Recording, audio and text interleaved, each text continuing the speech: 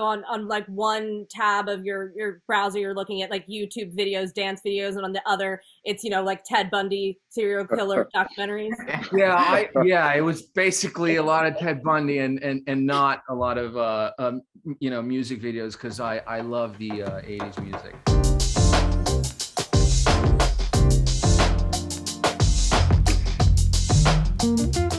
Hi everyone, I am Angelique Jackson, Senior Entertainment Writer at Variety, and joining me at the Variety Virtual Sundance Studio, presented by Audible, is the team behind Fresh. I just want to kick this off with, you guys shocked the world last night with the midnight screening.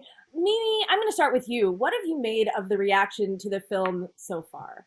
Oh, I mean, I think it's great. You always have a little trepidation and you think you've maybe nailed the tone, but there's always that kind of like last minute fear of like, well, maybe we didn't. Daisy, what have you made of some of these early reactions? How is it comparing to what you saw in this script and in Noah? When I read the script, I knew there was something special in it. And when I saw Mimi's work, I knew like she was going to bring something. So it's just amazing to see that people are also like resonating with it. It's amazing. Okay, Sebastian, what about you?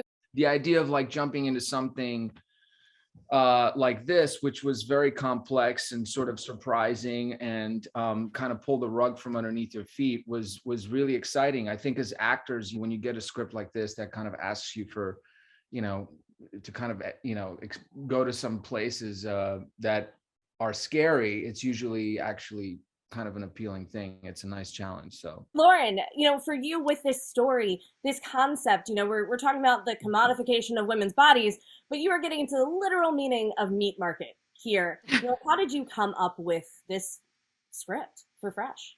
I wanted to try writing a horror movie, but I wanted it to be fun somehow too, while trying to say something. The way subconsciously women operate in the world that like men don't know about, of, okay, where am I parked? Where are my keys? Do I have my friend? Okay, it's dark and I'm over there and who's behind me and I'm walking my dog. And it's like, we're constantly sort of doing that. Okay, I got to go with the flow. No, I'm overthinking it now, and that sort of push and pull, and kind of wanted to go into that a little bit. Kind of exploring just a tone that I love, the Get Out, the Parasites, the Killing Eves, are that sort of thing.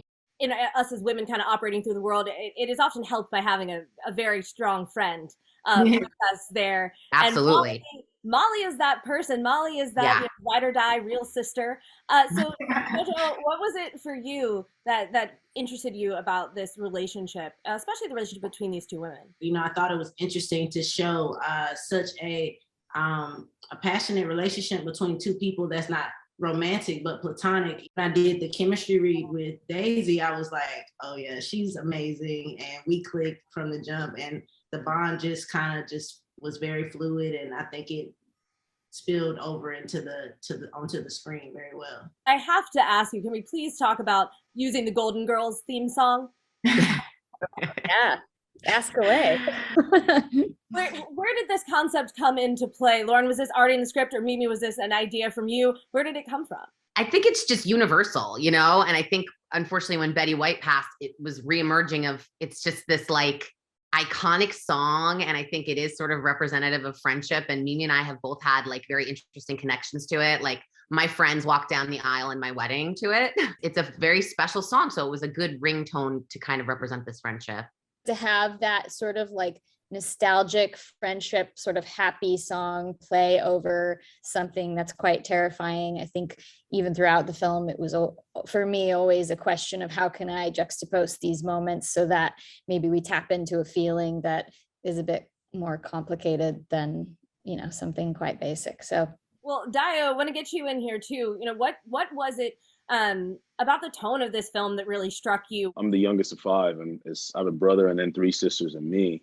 And so I grew up with a lot of women in the house, so I just felt like this is one of those movies that, from anything that I've been a part of in any kind of capacity, is something that my family specifically would want to go and see. So I wanted to make something that all the girls in the family can get together and rally together and go watch it and have like this communal, like, almost an exciting overcoming of evil kind of an experience, not to spoil too much. There's a lot of tropes in this film that are there for a reason, and hopefully we're challenging them or twisting them in a different way. So how are you kind of balancing, or rather, even how much of this plot are you trying to keep a secret, or maybe do you hope to keep secret, because there are so many twists and turns and, you know, shocks as it goes on?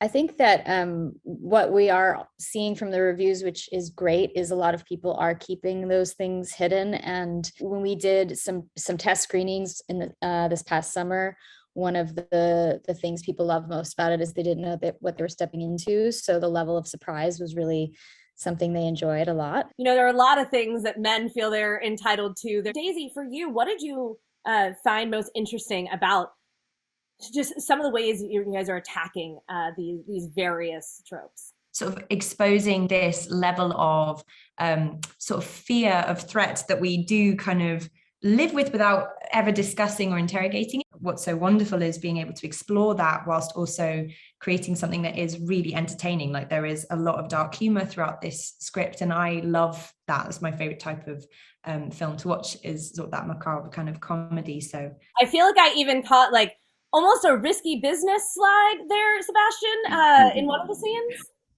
I have to admit, I was very worried about the dance sequences. I think I know I was always texting with Mimi, you know, before we started shooting, going like, how much choreography is there going to be? Because I only know how to move my shoulders, and as long as I'm there, just thank God I just got out of the way, and I just said, you know, you just tell me what you want, and I'll follow, and that's what you're seeing, you know.